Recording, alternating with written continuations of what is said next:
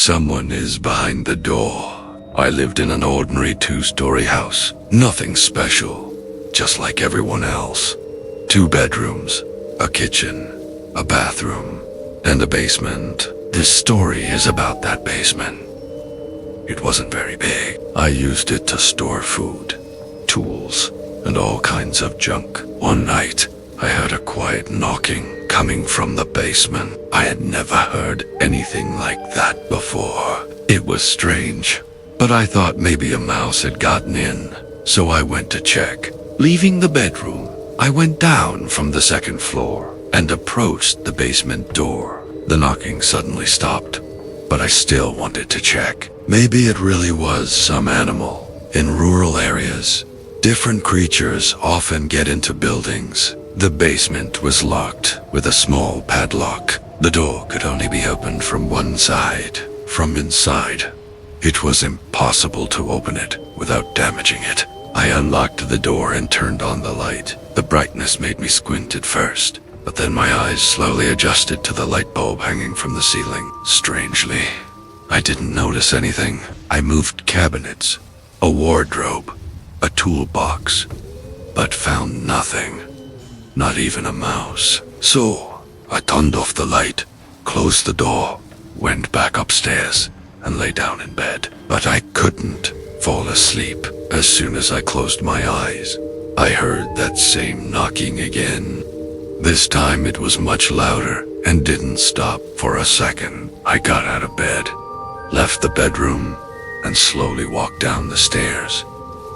The knocking continued. As soon as I reached the bottom and was about to unlock the basement door, I heard a loud crash, like something big had fallen.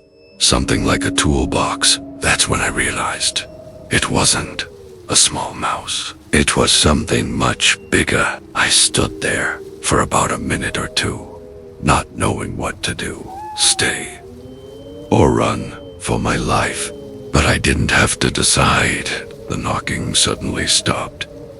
Dead silence. The only thing I could hear was my own heartbeat, pounding like it was about to burst out of my chest. Just as I was about to step away from the door, I heard footsteps and a quiet knocking, then silence again, and suddenly, the sound of a lock opening. The door began to creak open. It felt like I was struck by electricity. I couldn't move until I saw 2 glowing red eyes in the darkness. That's when I ran. I couldn't go outside. The exit door was right across from me, and I would have had to pass the basement. I didn't have the courage. So I ran upstairs into the bedroom. I slammed the doors shut, locked it, and barricaded it with everything I could bed. Everything. Then I sat in the corner, waiting for that monster to break the door down in a single and tear me apart. I started praying to every god I knew, begging for the night to end. I shouldn't have done that. As soon as I said the first words, a terrifying scream echoed from the basement, followed by heavy footsteps. No longer in the basement. It was coming upstairs. At that moment, I said goodbye to my life. It was coming slowly, not rushing, like it was enjoying it. When it reached my door, I heard a quiet knock. Knock. Knock. Knock. Ten silenza. But not for long. The same knocking started again. Only this time, it wasn't at the door. It was at the window. My heart nearly stopped. At that point, I almost wanted it to just break in and end it. But it had other plans. It wasn't going to kill me quickly. There was an electric clock on my bedside table. The time was frozen at 3:11. All I could hear was the knocking on the window.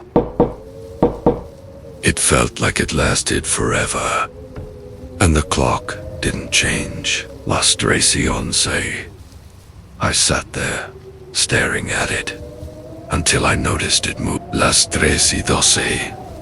The knocking stopped. I stayed there for 3 more hours without moving until sunrise. When I saw the sunlight, the fear began to fade. Slowly, I moved the furniture away and opened the door to go outside. But the moment I stepped out, the fear came back instantly. The door had no damage, but the rest of the house, the walls were covered in deep claw marks. Every wooden surface looked rotten, like no one had lived there for years. I couldn't stay there anymore. Premediterranean. I had never run that fast in my life. But I didn't run for long, because suddenly, I was back in my house, in the same room, and the clock still showed 3:11. And that knocking, silence, and then, the quiet sound of the window opening.